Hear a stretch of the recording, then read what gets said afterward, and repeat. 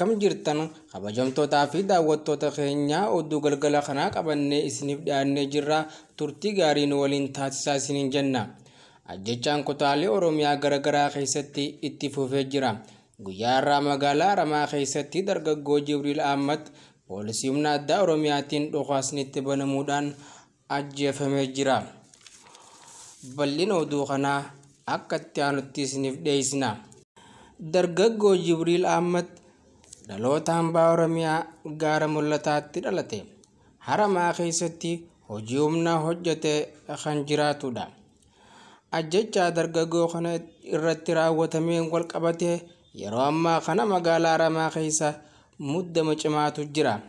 Uummanni mormii kaasa kan jiru sodaa jiru irraa humna waraanaatii fi poolisoota dabalataa magaalaa Harar irraa gara magaalaa Haramayaa seensisaa akka jiran jiraattonni ni dubbatu.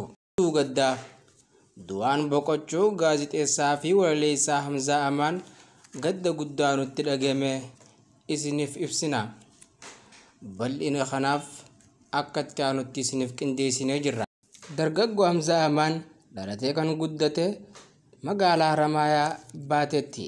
Achumatti baratee barnoota isaa kan xumure dhiibbaa siyaasaatiif biyyaa fi maatii isaa kan jaalatu dhiisee baqaaf miila amna kaaye. Biyyoota akka Keeniyaa dhaquun achittis haalli mijaa'uu dhabee fi gara biyya Ijiptii dhaquun osoo achi jiraachaa jiru dhukkubsachuudhaan lubbuun isaa dabarte.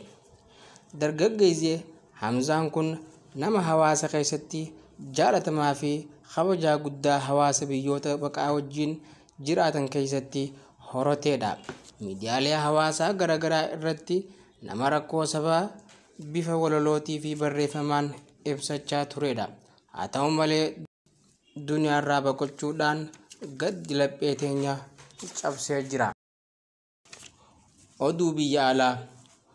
Kooriyaan kaabaa doorsisa Kooriyaa kibbaatiin dallanuun biiroo waliinii daangaa irra jiru barbadeessitee jirti. Bal'ina oduu kanaatiif Amir Mahmad akka itti aanutti isiniif dhiyeessa.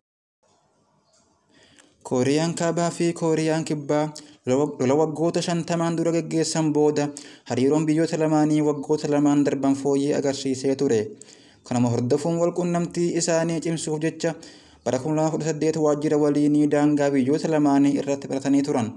Haa ta'u malee mariin biyyoota lamaanii fi Ameerikaa gidduutti jalqabamee ture.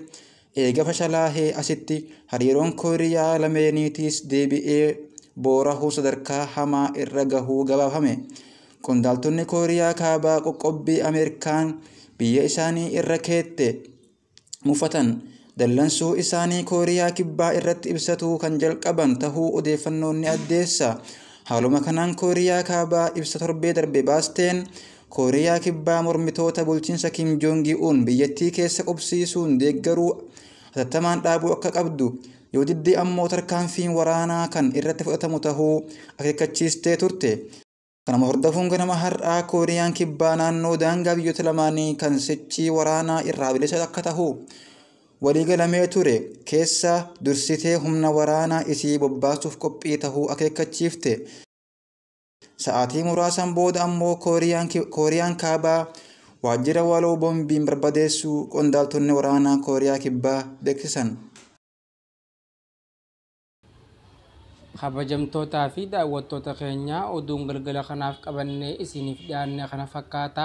Waan nu daawwattaniif galatoomaa isiniin jenna.